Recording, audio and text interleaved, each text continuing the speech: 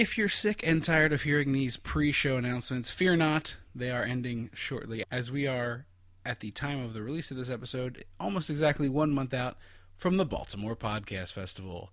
We've got something exciting to tell you. And that is what movie we will be talking about. So we want you to come ready to hear us, maybe participate a little bit. We're still trying to figure that out. If you want to get the full experience of this, head over to our Facebook page, facebook.com/dissectingthe80s, and watch our little video.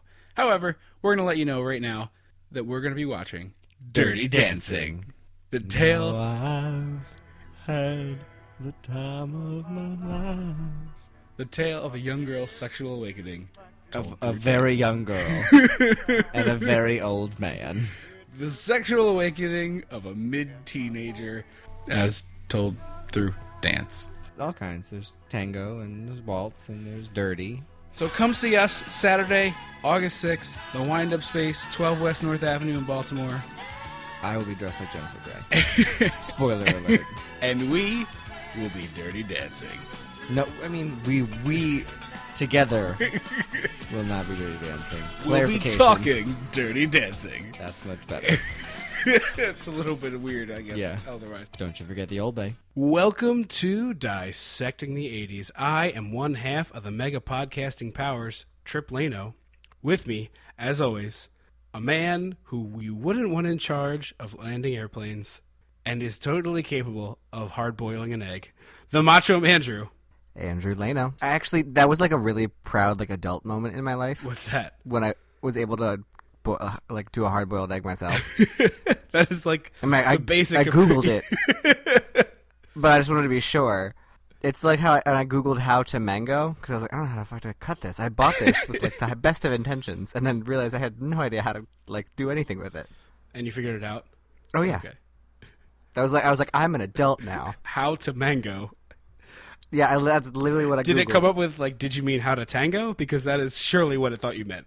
No, I wish. But it did the thing, you know how Google is now super smart, and when you type something, it'll pop up what it, the content of the page it thinks you need at the top. So it was like, here's how you cut a mango, like this. And I was like, Google, you get me. Well, it's about to be full-on summertime. Happy 4th of July, everybody. We hope that you're not sitting in traffic while you listen to this. I mean, not a bad way to pass the time. Hopefully this makes your traffic journey a little bit better. We decided there was no better way to get into summertime than with one of our family's treasured summertime classics. That no one else has ever seen. John Candy in Summer Rental. Rental. You know what that means. We gotta go back, Marty. We gotta go dissect the 80s. It's your regatta, Marty. Something's gotta be done about your regatta. When the mega powers explode. I'm talking about the 80s. Oh, yeah. Great Scott. Cream of the crop. Oh, yeah. Mega power, yeah! When this baby hits 88 miles per hour, you're gonna see some serious shit. In my defense, that kind of sounded like regatta. It does sound like regatta. This is a perfectly silly little 80s movie and is kind of like the quintessential thing I love about 80s movies because the stakes didn't have to be so freaking high at all times. See, I wrote that kind of bothered me a little bit. What do you mean? It felt like there was no high stakes. Right, the stakes are very low. It's like, does this family get to have the rest of their vacation or not? That is what hangs the balance. But never once throughout the movie was there one instance of a high stakes. And I was like, I would like once. I think every movie needs one moment of high stakes somewhere. What I really loved about this was that the stakes stay at a reasonable level because I feel like most people in their day-to-day life don't have that high of stakes to deal with.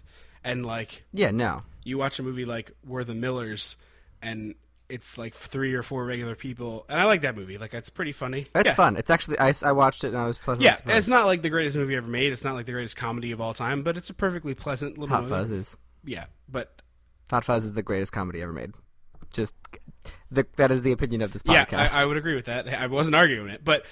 So I just really like that in a movie like that. Now your average mid-range comedy in this era has huge stakes. Like 21 Jump Street, they're trying to save a huge drug bust, and We're the Millers, they're getting shot at and stuff. And so it was nice just to be the worst that happens is he loses $1,000, Which, like, for his job, isn't that Yeah, bad? I mean, he would live. It would suck. That might be, like, probably a couple days worth of work for him, based on his job. Yeah, he seems pretty well-to-do, upper middle class. Anyway, this is the story of Jack Chester, played by John Candy, who has sort of a breakdown at work as an air traffic controller and ends up having to take his family on vacation. That's it. See, I think this is the part where I wanted some high stakes. Like, the fly on the screen bit, like, the whole crux, like, the movie is set in motion by the fact that there's a fly that landed on his screen and he couldn't see one of the airplane dots. And he had, like, a very small, like, freak-out moment that was very contained, and that spawns the company being like, you need to go on vacation, blah, blah, blah. But I kind of wanted, like, a little more, him to be a little more panicky about it. Well, yeah, I mean, he doesn't have a full-on freak-out, and he did lose an airplane. That's what I wanted. I wanted that to be the moment of, this is the high stakes, and like, oh, crap, I need, I would totally be down with that. It's so fine. Let's back like a slight bit up from that and start with the beginning of the movie, because there's a couple things I really like in this opening scene that comes just before the fly.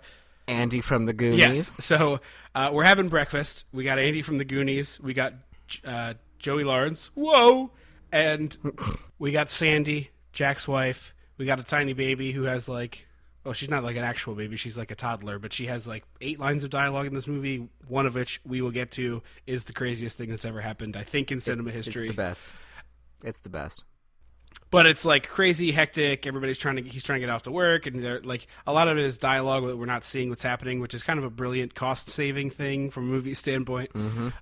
And just pan slowly past the outside of this house and get the actors to come in for 5 minutes to record some voiceover. And good. There's our opening scene. We didn't have to shoot anything. Good job. And some great soundtrack work. It's very tropical. There's some steel drums. It sets the mood. It's our boy Alan Silvestri.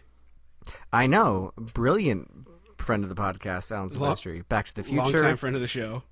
Who Framed Roger Rabbit? Like, that is one of my favorite movies ever. He's wonderful. But Joey Lawrence is learning how to cook, and so he makes breakfast for his dad, which is spaghetti and a hard-boiled egg. Yeah, 1 out of 2. Although, like, I think breakfast pasta, I would, like, come up with that. Like, put some bacon and some eggs, scrambled eggs in there. It's basically carbonara? That's breakfast pasta. I'd even be down with, like, spaghetti and red sauce for breakfast. Oh, I mean, I've done that before, obviously. But I just meant, like, trying to think of a way to make, breakfast pasta. Like, yeah, it's got some scrambled eggs, it's got some bacon, it's got, I don't know, some sausage crumbles. Yeah, I get down with that. But so he decides not to have spaghetti and take the eggs on the road, and he's got his hard-boiled eggs. He eats the first one, and then, surprise, surprise, the second egg that he asked his kid to throw in, not cooked. So, yolk and... cracked all over the dashboard. And it's like... I forgot 80s cars looked like that. It's like dripping in under the radio and stuff. It's really quite... Into the tape deck. So forever you're going to have the smell of vaguely rotten egg in the car. And I also realized there's another great bit where he's like digging around on the radio, and it's like evangelical. Literally all Jesus? Yes, it's just evangelism. Like pre-podcast commuting sucked. Yeah, like, you're right? welcome, everybody who's listening to this on a commute, because you could be in Jack Jester's world where it is purely evangelical Christian radio, and that sounds awful. And there were no cup holders. You had to, like, stick one on top of your dashboard. You had to buy an aftermarket cup holder. Yeah, that was really... Is that the phrase? No, that's right. So he goes to work. He's an air traffic controller. We have the... Also, can we just, like, John Candy is a national treasure. We do say that every time we talk about him. I just want to say that it bears repeating because he is easily one of my top 2 movie comedians of all time. Yeah, I realized when watching this, I kind of was trolling through his IMDb page because obviously we're going to cover as much of it as we can. I mean, a lot of it is stuff we like too much to probably do an episode about, but I realized there's a ton of stuff he did that I've never seen, so I'm going to try to be filling in my John Candy gap. Although it's one of those... Really? Have I only seen the great ones and the rest of them are going to make me disappointed? Because that's a possibility. Well, no, because I thought he did very well in Volunteers. That's true. Like, he was a very shining bit of Volunteers. I think he himself, because he is just such... I wrote this down. He is just such a brilliant, committed comedian. Like, no matter the bit, he's on board 100%. Like, trying to squiggle his big ass out of the car window. Yeah. He's always there. He's always on board and present, and I love that. He's extremely consistent. Like, his performances don't have all of the over-the-top performance parts are balanced by little quiet moments where he does just tiny little stuff, little facial expressions or little line readings that just kill me. Mm-hmm. And he even like he always has the moment where he bonds with the kid. Yes. And that's you're like, oh crap, you're like a real actor. Uh-huh. You actually like connect and emote and make me feel for you. If John Candy was around in this era, he would have gotten, some director would have put him in like a really serious movie, and he would have gotten nominated for an Oscar. It would have been that similar to, didn't Adam Sandler do that movie about the 9/11, Punch Drunk Love? No, not 9/11. The other one where he was the comedian with cancer. Oh, that was Funny People. Funny Friends? Funny People. Funny People. Yeah, but that was still like a comedy. I'm talking about like he would have gotten cast in like I know he was in JFK, but he would have gotten cast in more of dramatic roles. I feel like had he. Yeah, he would have been like the headliner of the serious movie and just slayed it across the board. Yeah, I like how great would it be to watch him do something really against type and watch him be like a psycho murderer. You mean like Robin Williams did in 1 Hour Photo, and just everyone was like, "Oh God, right? You're horrifying." Yeah, like all that stuff. It would have been great. Yeah, even obviously. Had he not passed, he would have been much older, and those roles would have been interesting to see how that shook out. But I actually kind of want to see if anyone's ever recut the Uncle Buck into a horror. There's no way it hasn't been done. It's so easily put into horror terms. That movie is amazing. It's ridiculous. We're not referring to the television series remake that is not as good. We are referring to the classic movie. Yeah, also, what is it with TV versions of 80s stuff? Adventures in Babysitting, Uncle Buck? Like, what's happening? Well, you know what, not to give too much away, but this fall we're getting both Beverly Hills Cop and MacGyver again. Yeah, I don't understand. What's next? Beverly Hillbillies? Stay tuned, by the way. Yeah, bears repeating, he's a national treasure. Even when he has like a 2-second part in a movie, like Little Shop of Horrors, he shows up for half a second to be the radio DJ and just kills it. No, I'm with you. Totally wonderful. And also, since we brought this up before, since we're doing the other half of this sandwich, back in November for T. Hanksgiving, we did Volunteers, which is Rita Wilson and Tom Hanks and John Candy. And that movie, John Candy plays a college senior. This movie came out literally 1 week later, and he has 3 children. So... And both it's not far. You're not kind of taken aback and gone, oh no. It totally seems fine, which is ridiculous and just testament again to how wonderful John Candy is. So, Jack is overworked. He's told to take a vacation because he doesn't know how to relax, which is something I think we could probably relate to. A mandatory 5, and I was like, oh, 5 days off, and then the U-Haul, and I was like, wait, no, it's 5 weeks. That's a lot of given time. I think it's kind of a suspension. Yeah, gotcha. I think it's kind of he's in a union. This is like a mark against him. He needs to like have a cool off period kind of thing. Okay, I can That see is that. the impression I got from this movie because it pays for the vacation in increments. So I don't know if he I don't know. He does because it sounded like they paid for yes the vacation, like they covered the cost of the rent. Right. It seemed and then he went to pay the last one. He went for like another 2 weeks to get, I guess, extend it, and we paid that last check. But we'll get to that part. Mm-hmm. So anyway, we hop in the U-Haul. We haul our asses from Georgia down to Florida, and this sets up what this movie is going to be, which is the bougie folks versus the... Yeah, they waste no time getting us to the summer vacation part. There is no road trip montage at all. We got no holiday road here. There's no Christy Brinkley in a sports car.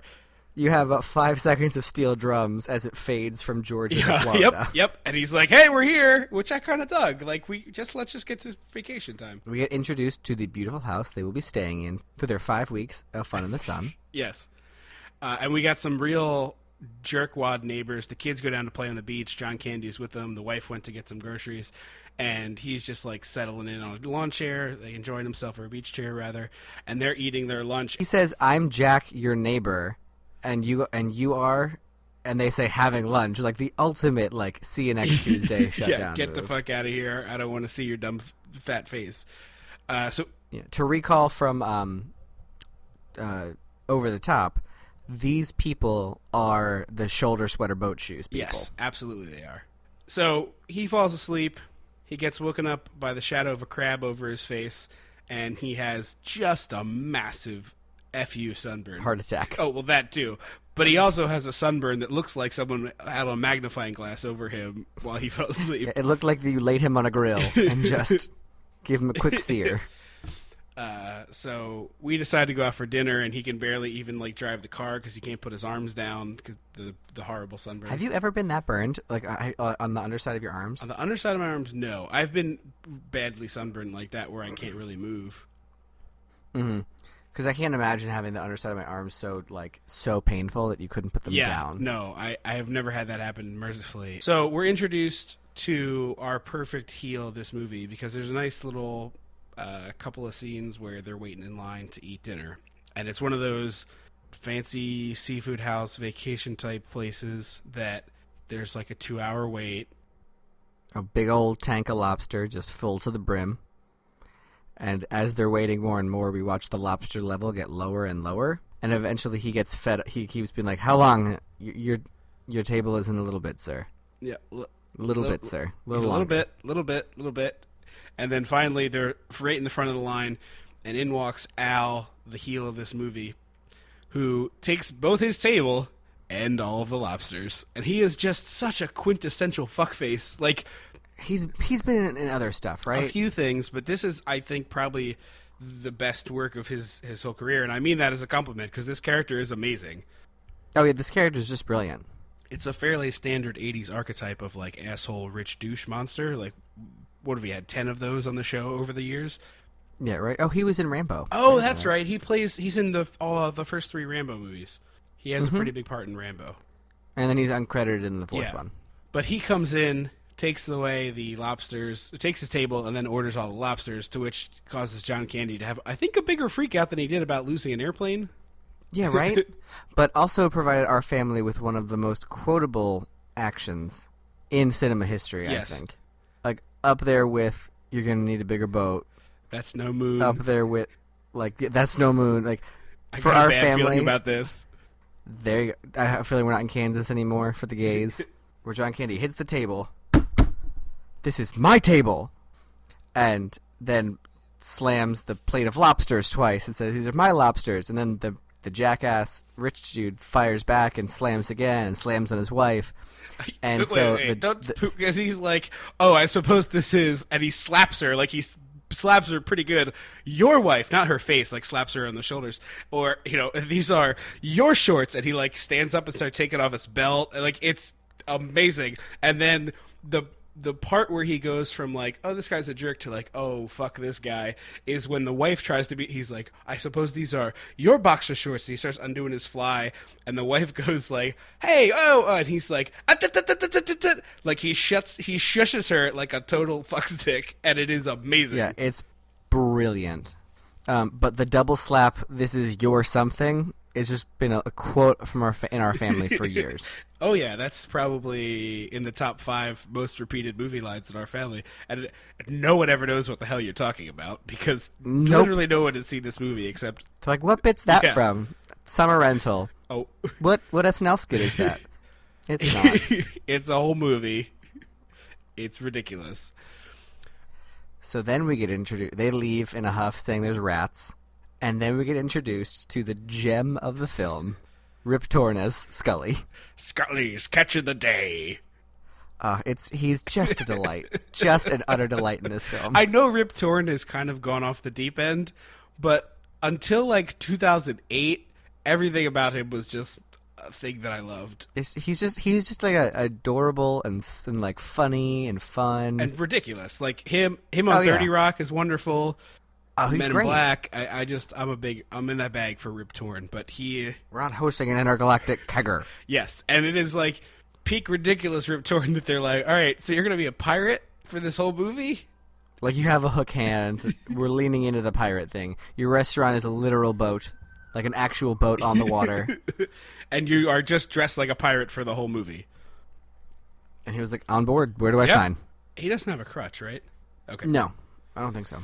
So I don't remember. So they pull into this place, Scully's, and John Candy's like, "The guy at the gas station said it was great." No, I think it's called the Barnacle. Oh, that's right. That's correct. Because the boat's called the That is Barnacle. correct. The restaurant's called the Barnacle.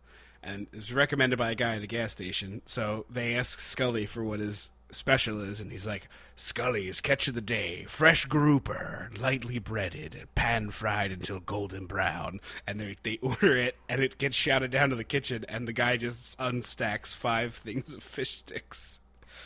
Like Gordon's, not Gordon's Fisherman, but The equivalent. essentially the equivalent, the movie equivalent of Gordon's Fisherman. It's amazing. Stay tuned. He's not going anywhere for very long.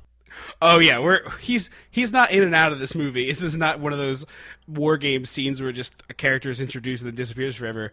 We're going to be hanging out with Rip Torn for the duration of the film, so buckle up those seatbelts. He's gone, but not for long. So just stay tuned, kids. So we've had a long day. We go back home. Everybody's asleep, and then at like 4:00 in the morning, Well, also hang on. I like that. This movie has like this scene where his wife's like putting Noxzema on all over his sunburn, and it reminded me very much of the scene from The Great Outdoors, which is another lesser known John Candy film, I think. Probably. And it's just if he has a wife in a movie, it's never like the played for laughs, like she's way too hot for him and over it. Like it's always a very loving, mutual respect relationship. Well, the other thing too, and we often talk about stuff we like about 80s movies, but we have yet to have, I'm sure that they existed, I don't want to say like blanket that never happened, but the levels of attractiveness of the couples in these movies aren't as widely disparate as they are now. Like the hot TV wife with the fat slob guy wasn't a thing in the 80s. Because, I mean, not that these women aren't attractive, but, like, John Candy's also, he's a big dude, but he's not, like, some hideous chut. He doesn't... Oh, yeah, John Candy's got a very handsome face. Yeah, but he's, a very large dude. But his wife is, like, an attractive, regular-looking human being. She's not, like, a 10, and she's just... Yeah, she's not Christy Brinkley. Right, but she's, like, they're, like, all of the couples in the movie are, like, the appropriate levels of attractive, for the most part. And ages. Yeah. So, after the Noxzema, everybody goes to sleep, and at like 4 in the morning, the front door gets opened, and we have this delightful sequence where, as we describe this to you, I want you to keep in mind that John Candy is basically a geisha. Yeah, it's perfect, because it's not intentional, and it's never said, but the joke is there, and it's wonderful. He's wearing a kimono, and he has Noxzema all over his face, which is like white face, and it's been wiped off 2 little bits of his cheek. And he just straight up looks like a geisha. And it's a nice little... The only thing more they could have done is put a black towel in his hair. Yes, and that would have been probably too much. Uh-huh. But what happens is the family that owns this ridiculously nice house comes home and is like, what are you people doing at our home? And so he shows them the receipt, like, no, I bought this, I rented this place, blah, blah, blah. And they're on Beach Lane, not Beach Road, where they're supposed to be. Which just seems like ridiculous that there's a Beach Lane and a Beach That's Road. That's bad town planning, to be frank. That's just bad town planning. Yeah. It's awful. So we have to quickly, like, shuffle out the door at 4:00 in the morning. And the wives have this very lovely, like, casual discussion, which is one of my favorite jokes in movies, like when there's a very awkward scene, but 2 people are just having, like, the most casual conversation about something mundane, like closet size. It gets me every time, and I don't know why. And there's a couple great little moments just as they're exiting the house, like some gifted physical comedy, as you'd expect from John Candy, where he drops the bag of dog kibble and the dog starts eating it. The, like, 18-pound bag of dog food. And they're like, just leave that. So he leaves, and then he has, like, I forgot something return, where he's like, I forgot my Noxzema, and he comes walking down the stairs with his daughter, who he also forgot, the youngest. And my daughter. And she goes, I peed my bed. And he goes, no, honey, you peed their bed. And then they leave. Yes, it's a delightful little scene. Of course, I do wish they came back. I was hoping that I always like kind of hoped this family like showed up again at the end at the regatta. Yeah, it would have been nice if they were like another regatta boat. That would have been a cool little Easter egg kind of deal. So we go to the house that they've actually rented, which is basically a hovel. And here's the thing: $2,000 in 1985 is a fair amount of money, right? Yeah. Like, that's a fair amount. And to be fair, this house is literally on the beach. It's a piece of crap, but it is literally steps off. Like, you're walking out the back door onto the beach. Yeah. On the right side of the house is the heavy construction. On the left side is the public beach access, and then just on the other side of that is all the hot lifeguards and their jock straps. So That's what we're working with here. that's just to visualize. And this is one of the other ones that is a back pocket quoter for me, because there's all these people streaming by out the window while they're having breakfast, and he's like, "What the hell is going on?" And he walks outside, and there's just this endless parade of people. And he finally asks somebody, like, "What's happening?" And this dude burps right in his face, and he points, and it's like public beach access is literally touching the house. And John Candy's response is, "Well, I'm Joe Public. Welcome to my beach." And that's like a back pocket one for me, where I'm like, "I'm Joe Public. Welcome to my," whatever the thing is. So this movie has permeated my reference library in a way that is deeply upsetting for most of the world who has no idea what it's talking about. 99% of the world. He goes to take his youngest to daycare, which always confused me watching this movie. Okay, I'm glad you brought it up, because I was going to say, too, like, it's kind of effed up that the whole family's going on vacation, and they're like, "Oh, we're going to sit on the beach all day, but we'd rather put our young daughter in nursery school than hang out with her." That seems a little ridiculous. Like, just leave her at home then. Yeah. Put her in a crate, send her to the kennel then. Like, if that's how you're going to treat her, then just... Okay, nursery school is a little better than a kennel. No, but that's like essentially they're just like, we don't give a shit about like dealing with you, so put you somewhere. Like, if you're not going to deal with her while you're on vacation, don't take her then. Yeah, see, I thought it was going to be one of those movie things where it's like, oh, we need to get her away for a few scenes, but they don't, because the immediate follow-up is like, oh, nursery school's been canceled because Mother Goose retired. So there's not even a payoff where, from a movie perspective, of like, oh, we can write the little kid out of it for an hour. So it's kind of just an odd little subplot that makes no sense. Yeah, it pops up and it doesn't really get mentioned. I think that should go under our typical, gotta get to 85 minutes. Yeah, it is an 86-minute movie, and it is squeezing the rag for every last minute. You could probably knock this movie out in a tight 75 without losing anything. And I like this movie. I think you could probably make it a 60. Get close to a sitcom. Or a drama. Make it into a... Yeah, or a movie, like a TV movie. Yeah. You also... Where it's an hour and a half with commercial breaks, but it's an hour alone. Yeah. You also neglected to mention that all these lifeguards that look next door just look like a parade of 80s wrestlers. No, I thought at the 80s Abercrombie model. Oh, no, he's got that like curly mullet thing going on, like the lead. But didn't everyone do that? Yeah, but that's like wrestler hair. Bleached, blonde, curly mullet, that's like peak wrestler hair. And it is just a laundry line of jockstraps. Yeah, of various sizes. Hilarious. Hilarious.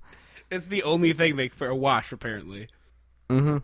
So here's another weird thing in this movie, and I've seen this movie 25 times, easily. I just noticed this for the first time watching it for the show. Go. John Candy is from Georgia. He works at the Atlanta airport. And he wears a... Chicago Blackhawks jersey. Yeah. Yeah. I don't get it. And it's not... I did some research on this because I was befuddled, because John Candy is not from Chicago. He's Canadian. And was a huge hockey fan, but he grew up near Toronto. So there's I couldn't find this to be listed as a fact anywhere, but he owned part of the Toronto CFL team. So really, yeah.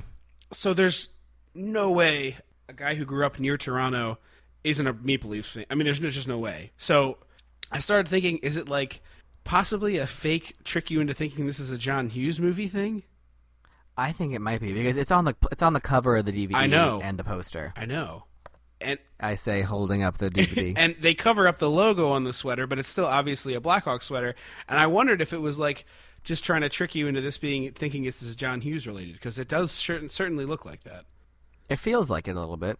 So yeah, that's what I think. I think that might be the culprit, is they were trying to sneak in a fake John Hughes sequence. We get a nice little beach day thing going on. He's with his daughter trying to get to the family, and he's pouring water all over everybody, just ruining everything. And it's a classic like goofball pratfall for 20 minutes. Not 20. It's like a 2-minute sequence that's just. It's basically an obstacle course for John Candy to walk through and just keep making goofs, and he just gets just rapid fire physical gags and verbal gags and stuff. He's just, as we said, a treasure. He's pouring water on somebody's grill and putting it out, and then being like, "Can't have a fire on the beach." He's like, "Don't." It's legal. I think. Yeah, and he just everything is just wonderful. He's a champ. And we get a nice little montage of him playing with the kid. He's playing some frisbee. The frisbee gets caught underneath a couple who's making out. And she calls him an octopus. Like, she's making out with the dude and, like, is calling him, like, sexy names, and she calls him an octopus. Well, I think that's because which he has two hands on her shoulders, and she feels a hand under her butt. Oh, got Yeah. it. Because, like, I love octopod. Like, they are one of my favorite animals because they're brilliant. But I'm not going to, like, in bed be like, oh, you're an octopus. Can Gross. we not bring Weird. Japanese tentacle stuff into this podcast? Can we leave it at like, home? That's weird. Can we leave it at home?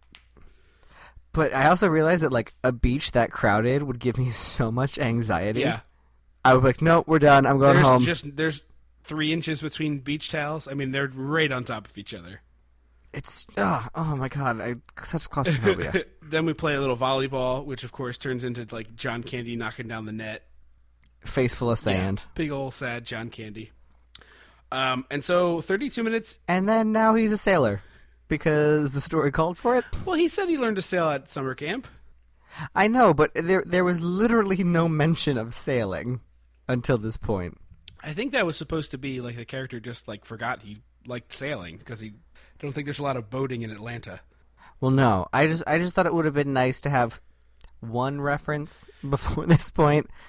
If we had actually before all of a sudden he's a sailor. It would have been nice to hear any mention of it. I suppose that's true, or even just a line of dialogue in the scene where they're at the restaurant and the kid brings up the sailing regatta.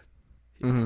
Or even if his car had a little sailboat toy. See, I don't on the think dashboard. I think that's too much. I think it's supposed to be like a recessed memory thing. Like, oh, I used to do that. Not like. Well, no, I don't mean like every talked about, but if that just sat on his dashboard and wasn't talked about. I guess, but like if you have it on your dashboard, I have to think you're like a regular sailor. That's true. In any case, that's true. 32 minutes in, and our movie is in motion because we're going out on a sailboat with John Candy and Joey Lawrence. He goes to rent a sailboat, and the lady's like, they're all rented out for the regatta, but there is one place you can rent a sailboat, I guess. And it's Scully! The triumphant return of Scully. It was a whole 10 minutes without him. It was a rough 10 minutes. So they're out on the boat, sailing the waters. He's teaching his kid. Rich a-holes bopping around. And he's teaching his kid the basics of sailing and whatnot. And then, of course, they crash right into the rich asshole's boat and put a hole in it. Mm-hmm. And get into a scuffle about the right-of-way, which, as someone who doesn't sail, I don't know which one of them was right. I tend to think that the larger craft has to get out of the way of the smaller craft. Or, I'm sorry, the smaller craft is usually supposed to get out of the way of the larger craft.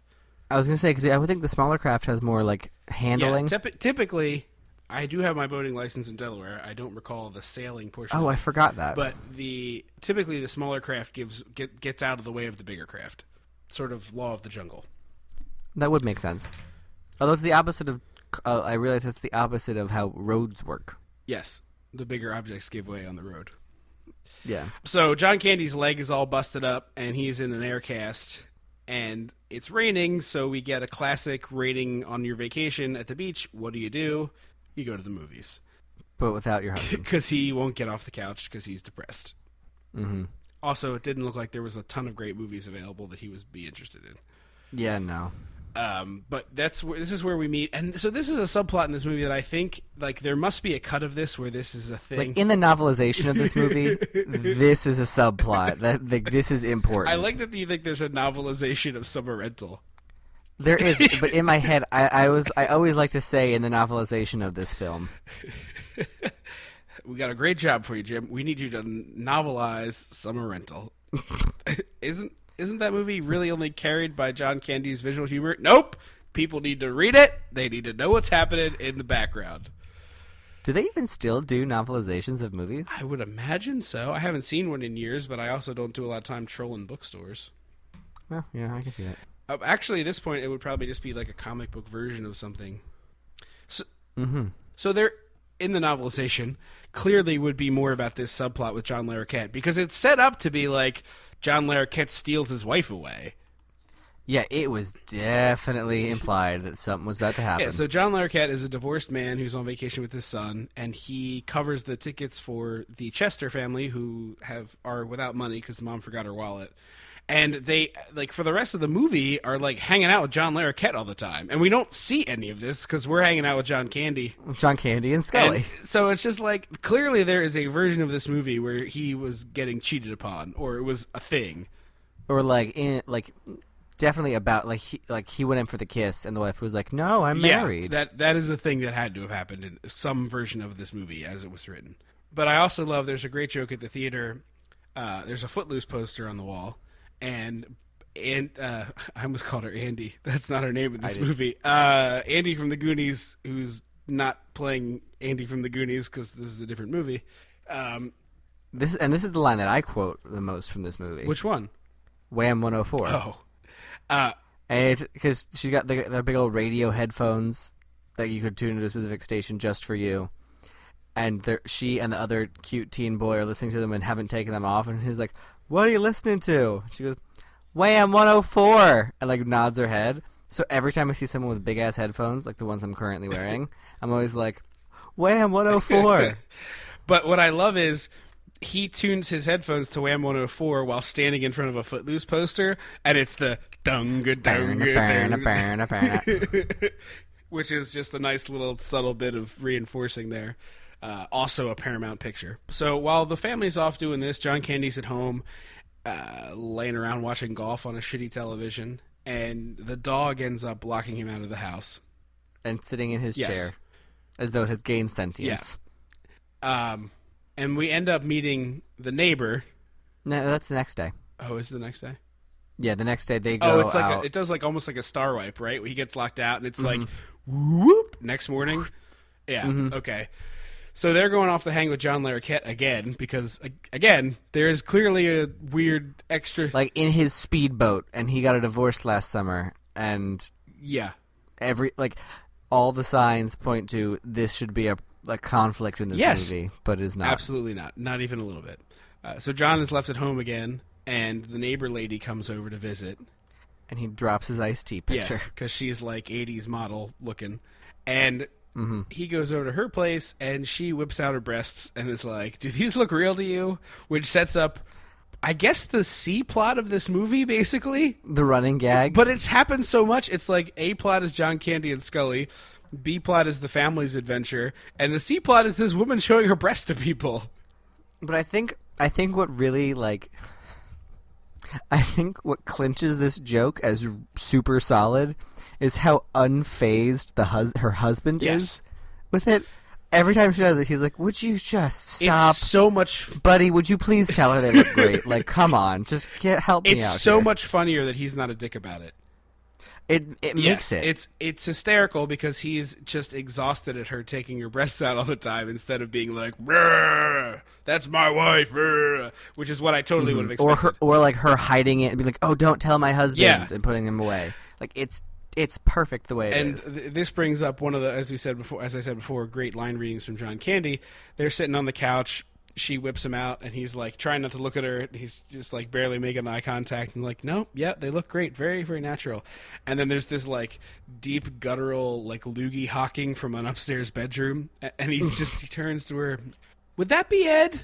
And she's like, "Oh yeah." He's like, "Excuse me, I'm a dead man." And he like he's trying to get up with his broken leg, and pops his air cast, and this is the first time we see Ed not care but be annoyed. But he comes down the stairs, and you instantly think he's gonna be the like macho man, like, "I'm gonna break your neck for looking at my wife" guy, and he's instantly not at all.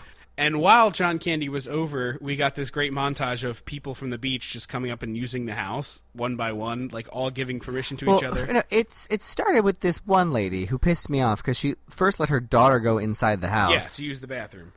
Which is, what are we, raising a barn? And then a dude comes up and is like, "Hey, I'm really sorry to bother you. I'm dying of thirst. Can I get a glass of water?" And she says, "Help yourself." Like, lady. You're already breaking and entering. Don't give other people permission to break and enter. And pretend like it's yours. Right. Like, lady. Yeah, the response should be, "Oh, I'm sorry. We're just using the bathroom. This isn't my house." But because of this, the house is full of people. Like, there's a guy making eggs. There's a guy making a long-distance phone call talking about a suit. There's people waiting in line to use the phone. There's people just all over the house. And John Candy... It's basically an enclosed cabana. Yes. And John Candy comes home and has a full-on freak-out with his crutch. He like, sweeps off a counter and makes a huge mess. He starts smashing it on the wall, like, "Get out!" It's the best. His freak out. And I also, this is another thing that I don't know if I have seen before, but he goes into his bedroom where a guy is sitting on their bed with the TV on the foot of the bed, smoking cigarettes in the bed with the dog. It's Burp Guy from the beginning of the movie. Yeah, he is. And he threatens to hit him with a crutch, and Burp Guy immediately runs out, terrified. So is this where we get... There's also no resolution to that. Like, the wife never comes home. Like, we assume John Candy got the whole house cleaned up before the family got home, because there's no mention of this. Never again. What else did he have to do other than clean it up? I guess. I feel like I would have just left. I would have gone right to Scully's and got drunk. But, like, then it's like, what'd you do today? Oh, I saw another woman's breast, and then a bunch of people went into our house. That seems like a tough story to explain to your wife. I get it. Okay. But he does go get drunk with Scully. In matching shirt and shorts. And I love a good getting drunk scene in a movie. It's something we haven't seen enough of on this show, despite how many movies about bars and drinking we've done. Right. But it's a good old-fashioned drunkarooski, and my favorite part of the drunk montage is when they're playing darts and just throwing them all over the bar. They're landing everywhere but the dartboard. There's a dart in the ceiling fan. There's a dart in Scully's wooden arm. There's in a glass, shattered. Yes. There's just darts everywhere, and they count. Like, Scully somehow is keeping score with this nonsense going on, and like tallying it up between the two of them. And then John Candy and him go out in the boat. He's like, I need to teach you to sail, like I promised you that first day when you ruined the boat. And John Candy throws up 400 pounds of oyster crackers, I think. Oh, I think so, if not more. And then he starts feeling better, so he asks Scully to sing a sea shanty, and instead Scully sings the theme to the Love Boat as a sea shanty. It kind of reminded me of like a weird version of the scene from Great Outdoors with him and his son in the boat in the moonlight. Oh yeah, when there's like it's like awkwardly romantic with the dad and the kid. Like it's supposed to be this weird tender moment, and it's like what?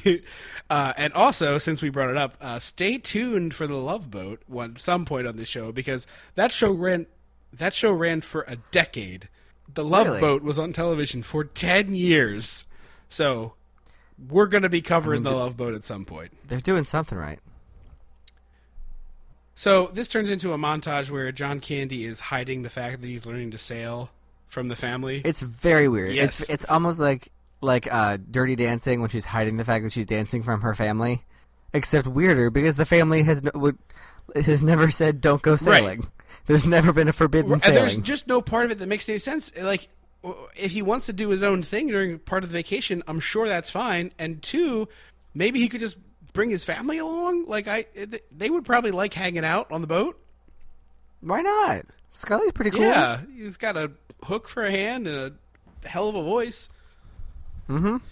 So it's this whole big montage of learning how to sail, which culminates in him finally learning how to jibe, which is to flip the sail. Jibe Ho, the classic song from the Academy Awards and Slumdog Millionaire. Yep, not the same spelling, different word. No, that's J. I was making a joke. I know. I just was making sure people knew we knew the sailing term. Yeah, because the sailing crowd is a big one on Twitter. I get so many tweets about sailing. So he knocks Scully into the water the first time he tries to jibe, and so it was Chekhov's jibing. He learns how to jibe, and he successfully jibes, and that's the graduation where he gets a little hook for his hat. And then they find out that their landlord is out of the hospital, so he goes to visit him, and it's a funeral home.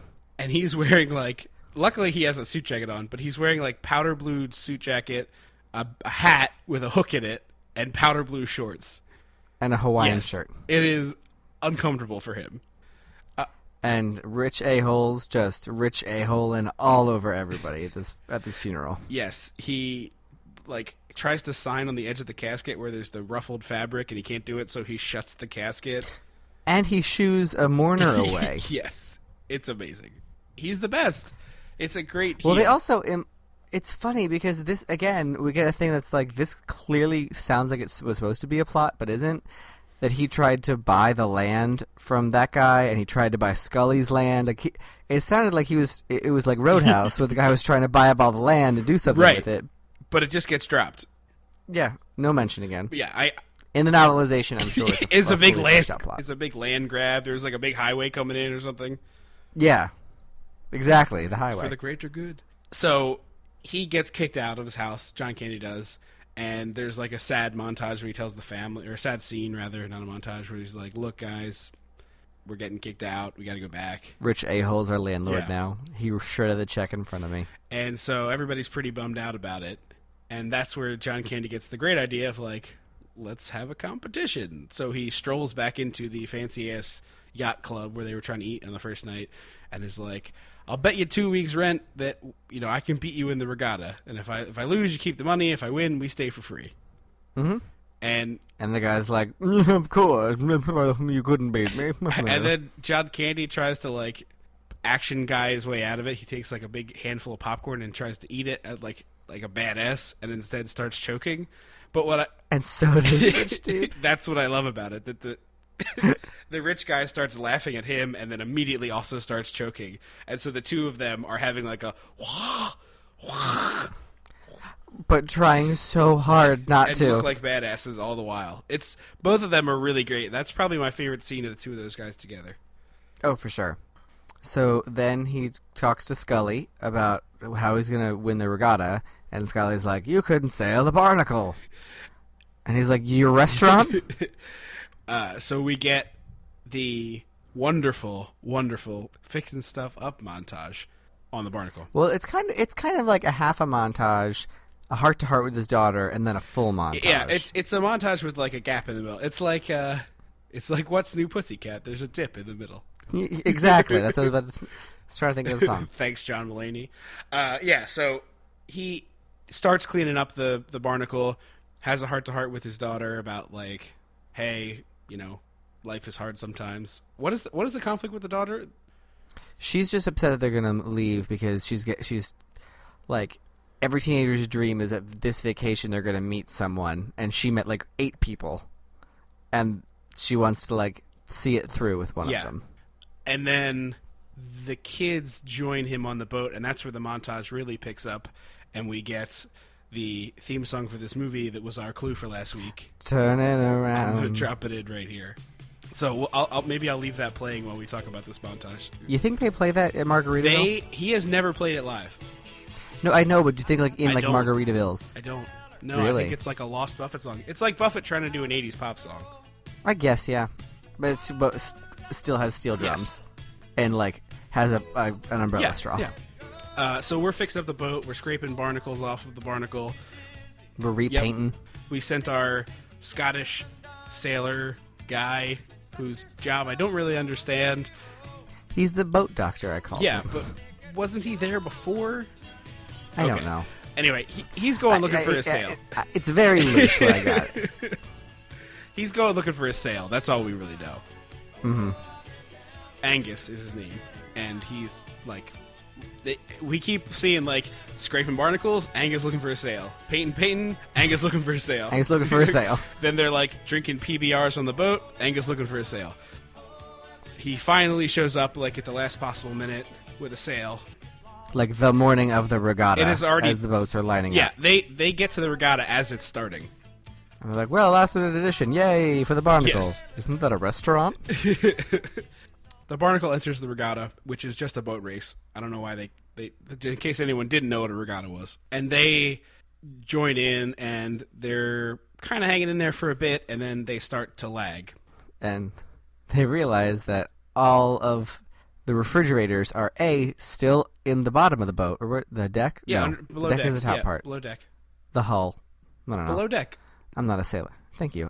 All the refrigerators are A, still there, and B, still full of food. Yes.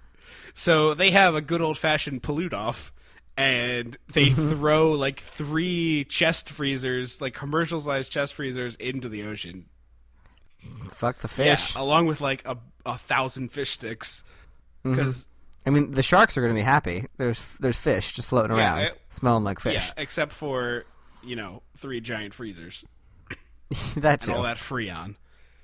And you know fish are going to get stuck on those freezers. Oh, absolutely. That's not going to be like a natural reef. Or you know what it's going to do? It's going to turn into the bubble treasure chest that you have in an aquarium. Except it's a Freon leak, and it's like just poison leaking out of it.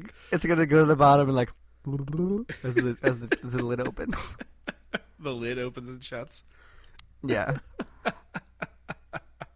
And here we get the moment we talked about earlier. So it's the worst line dub, I think, in the history of movies, because normally line dubs are to cover up a swear word on a TV edit, which is always fun to see. You know, your favorite R-rated movie is now on TBS, and because of that, it's got, 6 weird ways to say the F word. But this one is... Or it's sometimes the day of the sound got messed up and they couldn't quite understand what the actress was saying. Right. Well, that's a typical dub, but normally you don't notice those. Like that's supposed to be not noticed in a movie. Yeah. But the reason you notice this one is because the baby, who sounds like this for the whole movie, I'm hungry. now sounds like this. Mommy, can I play in the basement with your coo? For a single line. There is absolutely no reason for it. You could have just had the kid walk into the basement with Yorku and had one of the adults have him record an off-screen line. It's like, go down the basement with Yorku. It doesn't make any sense. It's complete madness. And it's hilarious. Oh, though. yes. And apparently what it was is Andy from The Goonies recorded the little girl's line because she didn't want to travel to just do the one line of ADR. Oh, interesting. Yeah. So whether or not that's true, I don't know. That's from IMDb. But yeah, everything about that is just weird and wonderful and delightful. It's one of the first movie mistakes I ever actually noticed myself. Yeah, I definitely think that because it started our long journey of noticing things. Yeah. So we get to the final triumphant bits here, and we're racing, and we're not quite able to catch the bastard in his boat, and that's when Jack spies a small single-engine airplane having some trouble. Mm-hmm. Its wings are dipping, it's wiggle-waggling all over the place, and Jack realizes that the plane is in a funnel gunnel, which isn't a thing, by the way. No. Not a real thing. It's not. But he's seen it all the time at the airport, and apparently it's like some weird, bizarre gust of wind that is magical, but it picks up and starts pushing their boat, and they're about to win, but they need one last boost. And this might be my favorite gag of the whole dumb movie, because John Candy needs a little bit more sail, and so his response is to take off his pants and run them up the mast. And so John Candy, wearing no pants, does a little smarmy FU finger waggle wave as they pass by the other boat, and he wins the race. And it's brilliant. They fire the gun, they win. It's wonderful. And I like that the people judging the race are like, is that legal? And the guy goes, I don't know, but who cares? Clearly everyone hates this a-hole. Who's won 7 years in a row. Is it just 7? It felt like more. No, he's 7 years in a row. And that's our movie. It's a tight 84 minutes. We're in and out and on. No, 86. It's 84 when the credits start.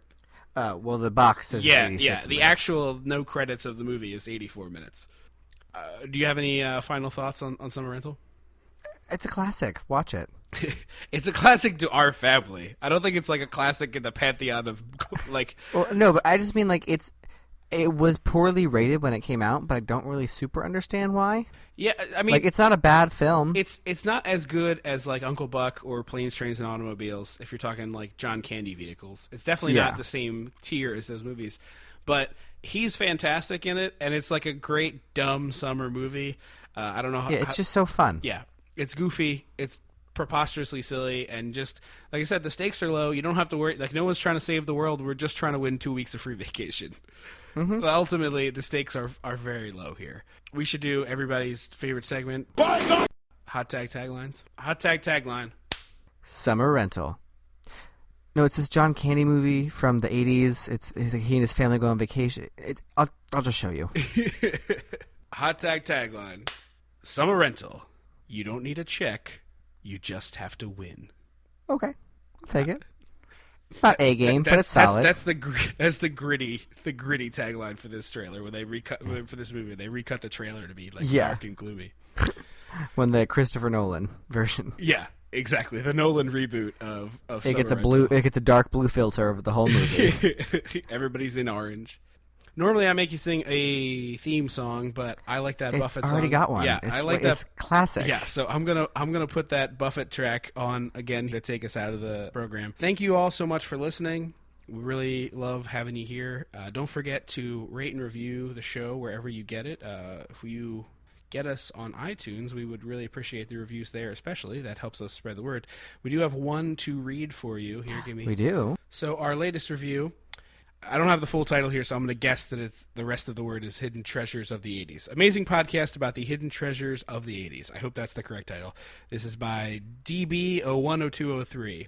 If you remember the 80s at all, then you will love this show. They do a fantastic job of covering things you'll remember again once they mention it. Everyone knows the big stuff like Back to the Future, but what about Teen Witch? The show is super fun and nostalgic. Highly recommend. Thank you, DB010203. We greatly appreciate that. So that is where you come in. You review the show. We read it on the air. So please rate and review on iTunes. I don't care if you give us 1 star or 5 stars, but just go rate the damn show, please. Yeah. Find more of us at facebook.com/dissectingthe80s. Instagram.com/dissectingthe80s or dissectingthe80s on the app. Twitter.com/dissectomania. And dissectingthe80s.com has anything you will ever want to know about us and the show. And more than you want to know, probably. Yeah, well, that's probably accurate. Debatable. We overcompensate a little bit. We're tying into a movie that's coming out that has a lot of people upset, and we're going to remind them that they already made a bad one of these movies. We need to give the fine folks a clue for next week. Ba-na-na-na-na-na. If you are in the Wilmington, Delaware area, check out bootless.org for tickets and information about Musical of the Living Dead, which I am currently in rehearsal for, playing Judy, pregnant redneck, and Karen, the 9-year-old with a foul mouth. There is a splatter zone called The Pit. It's super fun, super stupid. Come enjoy some great, fun, bloody musical theater. See us live in person discussing Dirty Dancing at the Baltimore Podcast Festival. BeMorePodfest.com. Hashtag BeMorePodfest. Don't you forget the old bay. Don't you forget about me.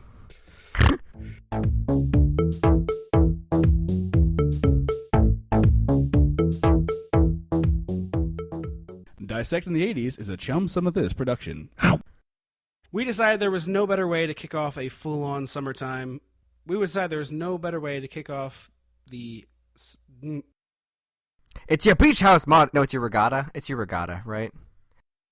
This is a perfectly silly little 80s food. I'm a mess tonight. And don't forget to see both of us live in person talking about a podcast at the Baltimore Podcast Festival. No, talking about a movie. I mean, we can talk about a podcast. That would be fine, but it might get boring.